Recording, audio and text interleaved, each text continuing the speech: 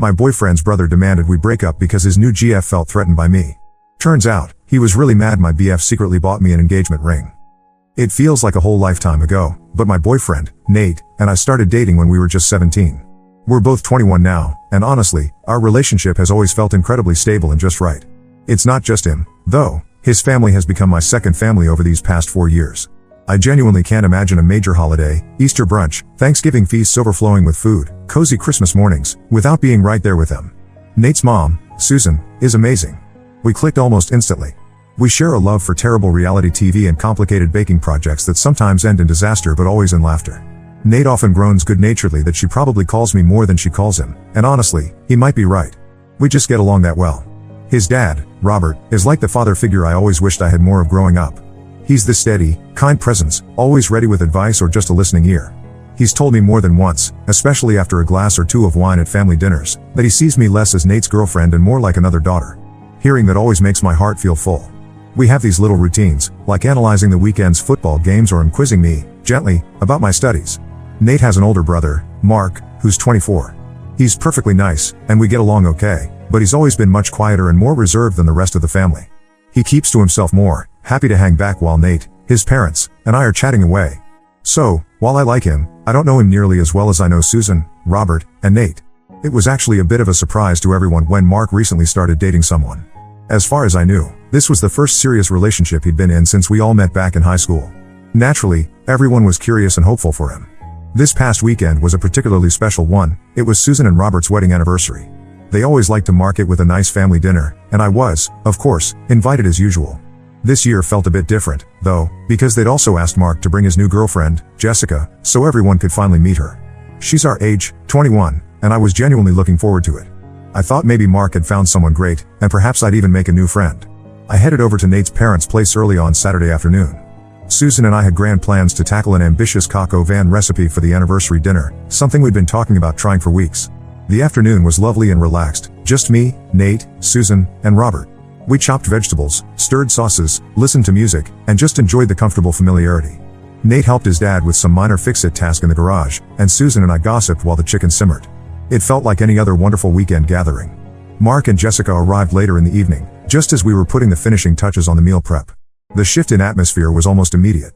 Jessica walked in, and right away, she seemed determined to make a big impression, though maybe not the kind she intended. She scanned the room, zeroed in on Nate and Robert who were chatting near the fireplace, and walked straight up to them. She declared, rather loudly, that she hadn't realized all the men in the family were so handsome. Then, she gave both Nate and Robert these hugs that seemed to go on just a bit too long, pressing herself against them in a way that felt overly familiar for a first meeting. Nate visibly tensed up, and Robert had this slightly awkward, polite smile plastered on his face. After detaching herself from the men, she finally turned towards Susan, who was standing near me by the kitchen island. Jessica completely bypassed me, didn't even glance my way, and gushed to Susan about how pretty she was. Then, with a playful wink that didn't feel playful at all, she added a comment about Susan needing to watch out because her husband was now on Jessica's radar.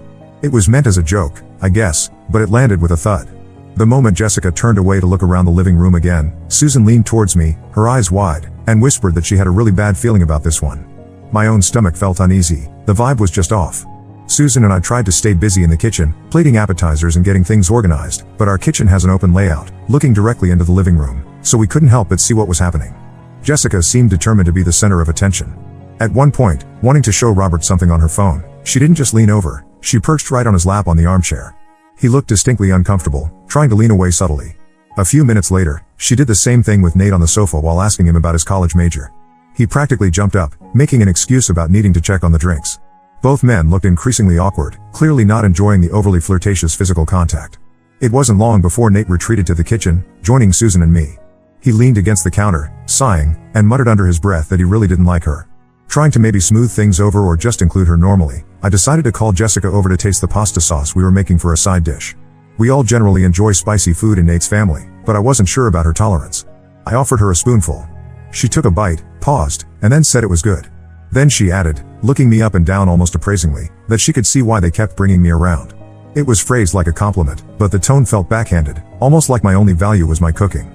It just solidified the weird feeling I had about her. Susan caught my eye again and gave a slight shake of her head. Soon enough, it was time for dinner. We moved to the dining room, the table set nicely with the good china for the anniversary. Nate's family has a tradition of saying grace before special meals. Usually, Robert or Susan leads, but tonight, wanting to be welcoming, Susan invited Jessica to do the honors as their guest. Jessica accepted eagerly. She bowed her head and launched into a lengthy thank you to God, mentioning the delicious food, the lovely home, and thanking him for Susan, Robert, Mark, and Nate by name. She pointedly, unmistakably, left me out. It wasn't a huge deal in the grand scheme of things, I suppose. I wasn't deeply religious myself, but it felt deliberate, an exclusion meant to be noticed. I didn't react outwardly, just kept my head bowed, but I could feel Nate shift beside me, and when I glanced up, both he and Susan shot me identical. Did you just hear that? Looks across the table. Dinner itself became a strange performance. Robert, in his usual way with new people, started asking Jessica questions, trying to get to know her, about her family, her studies, her job, her interests. It was the same gentle, welcoming interrogation he'd given me years ago. From her answers, she sounded like she came from a perfectly normal background, maybe a bit restless in her current retail job but otherwise unremarkable. She seemed nice enough on the surface when directly answering his questions. After a while, Robert seemed satisfied and turned his attention to me, asking about the volunteer project I'd recently started at the local animal shelter and my preliminary research into graduate school programs. I was excited to share some updates, especially about a particular dog I'd been working with, but before I could get more than a sentence out, Jessica jumped in. She interrupted me mid-thought, launching into a long complaint about how much she hated her job, how unfair her boss was, and how she deserved something better. Robert listened politely for a moment, but his responses became noticeably drier, just short nods and ahas. It was clear his interest had waned. He then deliberately turned back to me, pointedly ignoring Jessica's ongoing monologue, and asked specifically about how my parents were doing and if my sister had enjoyed her recent trip. This pattern repeated itself throughout the entire meal. Every time someone, Susan, Robert, or even Nate, directed a question or comment my way, acknowledging my presence or asking for my opinion, Jessica would somehow steer the conversation back to herself. If I mentioned a class I was enjoying, she'd talk about a class she found boring. If Susan complimented the earrings I was wearing, Jessica would immediately talk about jewelry she wanted to buy. It was relentless and exhausting. Nate started looking increasingly irritated, clenching his jaw, while Susan just seemed weary. Robert maintained his politeness, but his focus kept drifting. Towards the end of the meal, as coffee was being served, Jessica decided to make another one of her jokes. She looked at Mark, then playfully nudged Nate, who was sitting next to her, and said something along the lines of Mark needing to be careful, because she might just decide to leave him for Nate. It was awkward and inappropriate, especially given her earlier behavior. By this point, I was mostly just tired of her antics and didn't feel jealous, just vaguely annoyed. Wanting to shut it down with humor rather than confrontation, I played along lightly. I smiled and said something like, "Yeah, Nate, just make sure you remember to invite me to the wedding when it happens." I meant it sarcastically, a way to diffuse the weirdness. Apparently, that was the wrong thing to say. It was like a switch flipped. Jessica's playful demeanor vanished, and her eyes filled with tears. She suddenly started crying, accusing me of trying to embarrass her all night long. She claimed I was deliberately making her look bad in front of Nate's family, that I was acting like I owned the place and hogging everyone's attention. It escalated quickly into a rambling, tearful tirade about how threatened she felt by my relationship with the family and how I was making it impossible for her to fit in. The rest of us just sat there, stunned into silence. Mark looked mortified, trying to quiet her down. The atmosphere was completely ruined. Almost immediately after her outburst, Jessica stood up, grabbed a visibly distressed Mark by the arm, and practically dragged him out of the dining room and towards the front door. They had originally planned to stay the night, as Susan and Robert had invited them to make a weekend of it, but they were out of the house within minutes, leaving a trail of bewildered silence behind them. Once the door closed, there was this collective exhale around the table. Susan immediately reached across and squeezed my hand, apologizing profusely for Jessica's behavior. Robert echoed her sentiments, saying he was sorry I had to endure that during their anniversary dinner. Nate wrapped an arm around me, looking furious on my behalf. We all agreed Jessica's behavior was completely out of line. We tried to salvage the rest of the evening, having some coffee and later some wine, talking about anything but Jessica and Mark for a while, but the celebratory mood had definitely dampened. We ended up watching a movie, trying to relax, but the tension lingered. The next morning felt heavy. We were having a late, quiet breakfast when Susan's phone rang. It was Mark. She answered, and his voice was immediately audible, tight with anger. Sensing this was important, Susan put the phone on speaker so we could all hear. Mark sounded incredibly pissed off. He launched straight into how upset Jessica was, blaming both me and his family for the disastrous evening. He said Jessica was devastated, feeling attacked and unwelcome, and was now having serious doubts about their relationship and about him. According to Mark, Jessica felt that as long as I was so deeply integrated into the family, she couldn't see a future for them together. Then came the truly unbelievable part. Mark, sounding completely serious, stated that the only way to fix this, the only way for Jessica to feel secure and stop crying, was if Nate and I broke up. He actually asked Nate, right there on speakerphone, to end our 4-year relationship to appease his girlfriend of a few months. Nate immediately shut that down, telling Mark absolutely not, that it was an insane request. Susan and Robert chimed in, telling Mark his demand was unfair and unacceptable. Mark's response was chilling. He told them, his voice cold, that it was either me out of the family picture, or he was. He stated he didn't want to lose Jessica over someone who wasn't even real family, someone not related by blood. Then he hung up. We were all just stunned. Susan looked like she was about to cry. Robert was pale and quiet. Nate was furious and hurt. Since that phone call, Mark hasn't answered any calls or texts from his parents or Nate. The silence is deafening and incredibly stressful for everyone. Susan is worried sick about him, Robert feels caught in the middle, and Nate is oscillating between anger at his brother and guilt that this somehow involves me. I feel this horrible mix of guilt, confusion, and hurt. I know rationally I didn't do anything wrong, but I hate being the catalyst for such a massive family rift. I love Nate, and I adore his parents, they feel like my own. The thought of being the reason this family breaks apart is unbearable. But the idea of breaking up with Nate to satisfy the demands of his brother and his incredibly insecure girlfriend is unthinkable. I'm just completely lost, unsure how to navigate this mess or even how to process the sheer absurdity of it all. Update first off, thank you to everyone who shared their thoughts. Reading the responses really helped me feel less like I was going crazy or being selfish for wanting to stay in my relationship and remain close to Nate's family. It solidified my resolve not to let Mark or Jessica dictate our lives or manipulate the situation. Nate and I are sticking together, and his parents are fully supportive of us. There's been a bit of a development that sheds some more light on maybe why Mark reacted so extremely, although it doesn't excuse his or Jessica's behavior. This morning, after another day of stressful silence, Susan finally managed to get Mark on the phone. He agreed to come over and talk, thankfully without Jessica this time. Nate and I went over too, bracing ourselves for another difficult conversation. Mark seemed calmer initially when he arrived. He actually started by apologizing for the way things went down at the anniversary dinner and for his outburst on the phone. It felt like a step in the right direction. However, that feeling didn't last long. While he apologized for his delivery, he made it clear he was still completely backing Jessica. He reiterated his belief that my presence in the family dynamic was the core problem for his relationship. He, again, suggested that the best thing for his relationship would be for Nate and me to break up. This, understandably, set Nate off. There was a lot of heated back and forth between the brothers. Nate was trying to make Mark see how irrational and unfair he was being, how Jessica's insecurities shouldn't destroy long-standing family relationships. Mark kept insisting that Jessica felt threatened and that Nate and his parents weren't understanding her perspective or prioritizing Mark's happiness. He accused Nate of always getting things easy, of having the perfect relationship in the family's favor, while he struggled. I mostly stayed quiet during this exchange. It felt like something they needed to hash out, however painfully. Susan and Robert tried to mediate, but both brothers were too entrenched in their positions. Eventually, Mark got angry all over again, his voice rising. He stood up abruptly, ready to leave. As he was heading towards the door, he turned back, looked directly at Nate, and spat out something truly venomous. He told Nate he could shove that ring he bought up his rear end, and that Nate shouldn't even think about inviting him to the wedding. Then he stormed out, slamming the door behind him. The room felt thick with tension and confusion after he left. A ring? A wedding? Nate looked incredibly uncomfortable and pained. After a few moments of heavy silence, Nate took a deep breath and decided to explain. He turned to me, his expression a mixture of regret and nervousness, and told me something he had been keeping secret. Apparently, he had bought an engagement ring for me several months ago. His plan wasn't to propose immediately, but sometime in the near future when the moment felt right. He had excitedly shared this news with his parents and, crucially, with Mark a while back. Nate said that almost immediately after he told Mark about the ring and his intention to propose, the dynamic between them shifted. Mark became more distant, subtly more critical, and there was an undercurrent of tension that Nate hadn't fully understood until now. Hearing Mark's parting shot about the ring and the wedding made it click for Nate, and for me. So, while Jessica's behavior was undeniably awful and likely fueled by her own insecurities, it seems like a significant part of Mark's intense reaction and his willingness to back her unreasonable demands stems from his own feelings about Nate planning to marry me.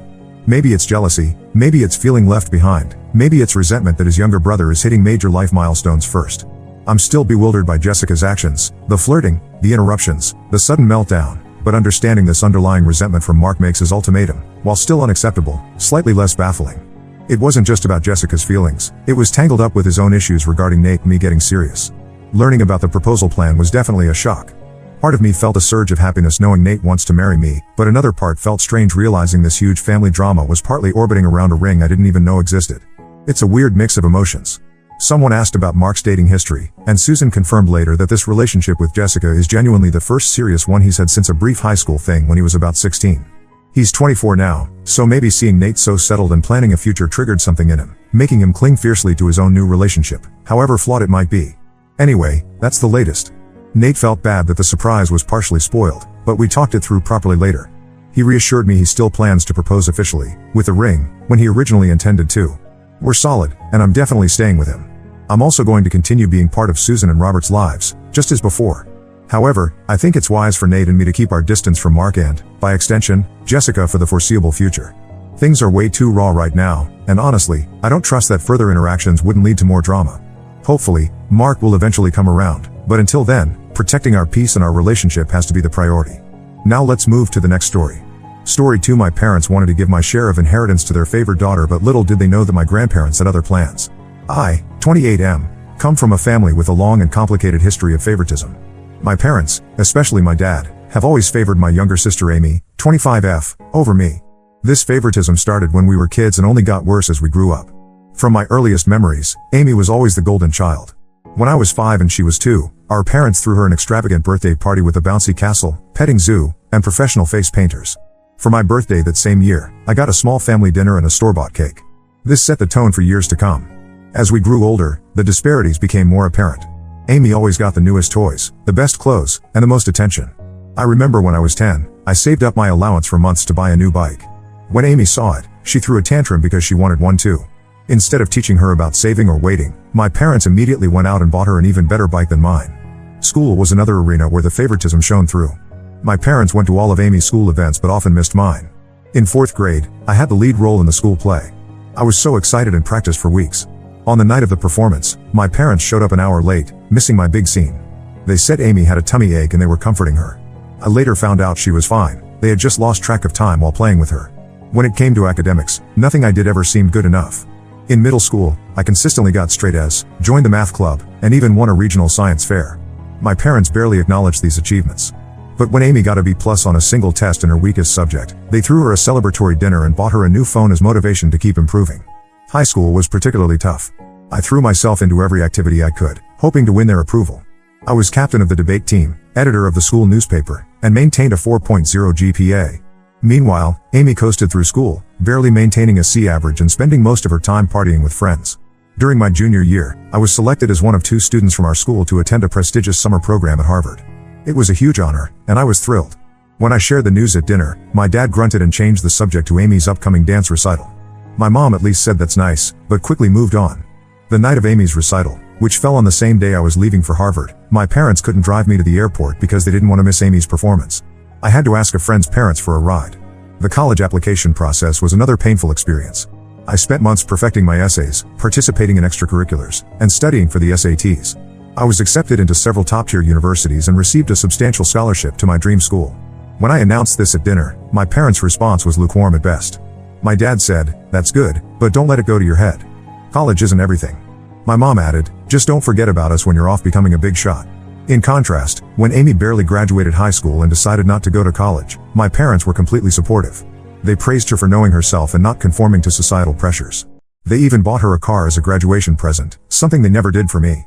This constant favoritism took a heavy toll on me emotionally. I struggled with depression and anxiety throughout my teens and early 20s. I started seeing a therapist in college, which helped me understand that my parents' behavior wasn't my fault. It took years of work to build my self-esteem and learn to validate myself instead of seeking approval from my parents. Despite the lack of support from my immediate family, I managed to build a good life for myself. I graduated college with honors, secured a good job in finance, and even bought my own house by 27. I'm proud of what I've achieved, even if my parents aren't. Now, here's where the current drama starts. My grandfather on my dad's side passed away recently. He was a successful businessman who built a fortune from scratch, and he left behind a significant estate.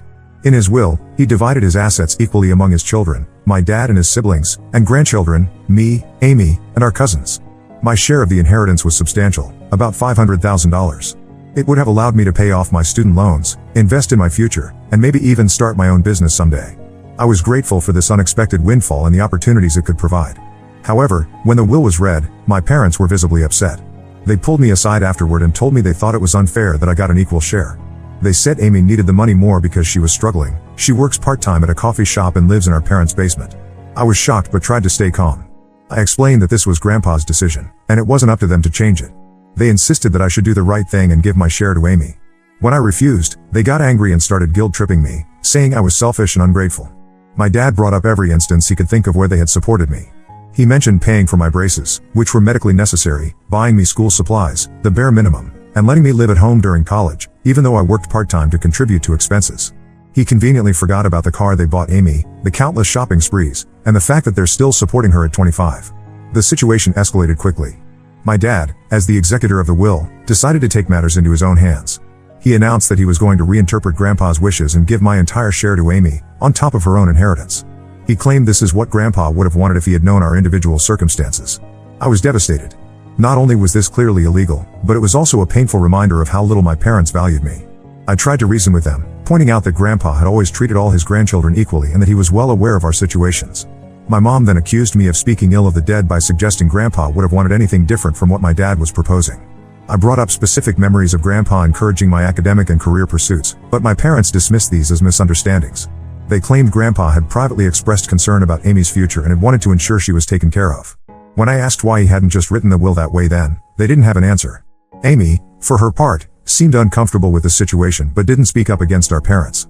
When I tried to talk to her privately, she just shrugged and said, "Mom and Dad know best." It was clear she wasn't going to be any help. Feeling hurt and betrayed, I reached out to my paternal grandma, Grandpa's widow, for advice. She was furious when she heard what was happening. She told me that this was absolutely not what Grandpa had intended and that my parents had no right to change the will. Grandma shared some information that shed new light on the situation. Apparently, my parents had approached Grandpa a few years ago, asking him to leave everything to Amy in his will. Grandpa had firmly refused, stating that he believed in treating all his grandchildren equally. He had even added a clause to his will stating that anyone who contested the equal distribution would forfeit their share. Armed with this information, I confronted my parents. They were shocked that Grandma had told me about their previous attempt to influence the will. My dad tried to justify it by saying they were just looking out for Amy's future, but I could see the guilt on their faces. Grandma took action immediately. She contacted her lawyer and the other executors of the will. She also reached out to my dad's siblings, who were equally outraged by what my dad was trying to do. Together, they put a stop to my dad's plan and ensured that the will would be executed as written. My parents were forced to back down, but they're furious with me. They accused me of turning the family against them and said I should have handled this in-house instead of involving others. My mom cried about how I had betrayed them and broken the family apart. My dad threatened to cut me out of their will entirely, to which I responded that I had never expected anything from them anyway. They're now threatening to cut me off completely if I accept their money, as they see it. My dad even went so far as to say that if I take the inheritance, I'm no longer welcome in their home. My mom, in a particularly low blow, said that my acceptance of the money shows that I never really loved them and was just waiting to cash in on their deaths. The extended family is divided on the issue. Some of my cousins are supportive, recognizing the long-standing favoritism and praising me for standing up for myself. Others think I should have just given in to keep the peace, saying that family harmony is more important than money. My dad's siblings are firmly on my side, but this has caused tension between them and my parents. Amy is caught in the middle of all this. She told me privately that she didn't ask for this and feels guilty, but she's not willing to stand up to our parents. I don't blame her entirely. She's been conditioned her whole life to rely on them and seek their approval. Still, a part of me wishes she would support me just this once. This situation has brought up a lot of old pain and resentment. I find myself thinking back to all the times I was overlooked or dismissed in favor of Amy. The birthday parties I didn't have, the school events my parents missed, the achievements that went unrecognized. It's like a lifetime of unfairness is coming to a head in this one event. I'm standing my ground and plan to accept my inheritance as Grandpa intended. But the whole situation has created a huge rift in the family. My parents are barely speaking to me, and family gatherings have become tense and uncomfortable. Last week, I skipped our monthly family dinner for the first time ever because I couldn't face the cold shoulders and accusatory glares. Despite the drama, a small part of me feels empowered. For the first time in my life, I'm standing up to my parents' unfair treatment. I'm asserting my worth and refusing to be sidelined. It's terrifying and liberating at the same time. I believe I'm in the right here, but the family drama is taking a toll on me. I've started having anxiety attacks again, something I haven't experienced since college. I'm considering going back to therapy to help deal with all this stress. Am I the asshole for accepting my inheritance and not giving in to my parents' demands? Should I have just given Amy the money to keep the peace? I'm tired of being the family scapegoat, but I'm also scared of losing my family entirely. Any advice or perspective would be appreciated. Update: it's been about 6 months since my original post, and a lot has happened. I want to thank everyone for their support and advice. It really helped me stay strong during a difficult time. First, let me address the legal side of things. As many of you suggested, I did consult with a lawyer of my own. He confirmed that what my dad tried to do was indeed illegal and that I had every right to my inheritance. He helped me document everything and prepared to take legal action if necessary. Thankfully, it didn't come to that. My grandma and her lawyer, along with my dad's siblings, managed to sort things out without going to court. The will was executed as written, and I received my full inheritance. My dad was removed as an executor due to his attempt to manipulate the will. This process took several weeks and was incredibly stressful. There were tense meetings, heated phone calls, and even a few threats of lawsuits from my parents. But in the end, the law was clear, and they had to back down. The family fallout, however, has been significant and is still ongoing. My parents initially doubled down on their position. They accused me of being greedy and uncaring towards my sister. They even tried to rally other family members against me, spreading rumors that I had somehow tricked or manipulated Grandpa into leaving me money. Fortunately, most of the family saw through their manipulation.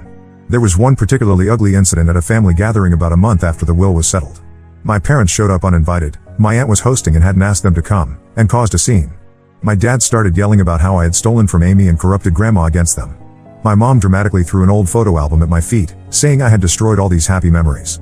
It was embarrassing and painful, and it took several relatives to calm the situation and ask my parents to leave. My grandma, bless her heart, became my strongest advocate through all of this. She shared stories about how my grandfather had always been proud of my accomplishments and how he specifically wanted to ensure all his grandchildren had equal opportunities. She even revealed that Grandpa had kept a scrapbook of my achievements, newspaper clippings of academic awards, copies of my college acceptance letters, and even the program from that school play my parents had been late to. This revelation was both heartwarming and heartbreaking. Grandma also took it upon herself to set the record straight with the extended family. She called a family meeting, excluding my parents, where she laid out the whole history of my parents' favoritism, including incidents I had long forgotten or never even knew about. It was vindicating to have someone finally acknowledge the unfairness I had experienced for years, but it also opened old wounds. As for my sister Amy, she finally found her voice in all this. After some soul-searching and several long conversations with our grandma, she approached me privately and apologized for not standing up for me earlier. She admitted that she knew our parents' favoritism was wrong but had been too afraid to challenge it. We had a long, emotional talk about our childhood and how it affected both of us. Amy confessed that being the favorite child wasn't as great as it seemed. She felt immense pressure to live up to our parents' expectations and never learned how to stand on her own 2 feet. She shared stories of times she wanted to achieve things on her own, but our parents would swoop in and do everything for her, robbing her of the chance to grow and learn from her mistakes. This conversation was a turning point for our relationship. We started to rebuild the sibling bond that had been damaged by our parents' favoritism. We've been meeting regularly for coffee, just the two of us, to talk and support each other through this family upheaval. Amy surprised everyone by announcing that she was going to use her inheritance to go to college. She said watching me stand up for myself inspired her to take control of her own life. She enrolled in a local community college to start, with plans to transfer to a 4-year university once she figures out what she wants to study. Our parents were shocked. I think they realized their babying hadn't done Amy any favors. My parents' reaction to all this has been mixed and evolving. At first, they were furious with both of us. They accused me of turning Amy against them and tried to guilt her into giving up college to support the family. When that didn't work, they switched tactics. My mom, after several long conversations with my grandma and witnessing the positive changes in Amy, started to see how their behavior had been harmful. She's taken some tentative steps towards reconciliation, even going so far as to start therapy to work on her issues. She reached out to me to apologize, admitting that she had been unfair and asking for a chance to make things right. It's a slow process, and I'm cautiously optimistic, but I'm also maintaining firm boundaries.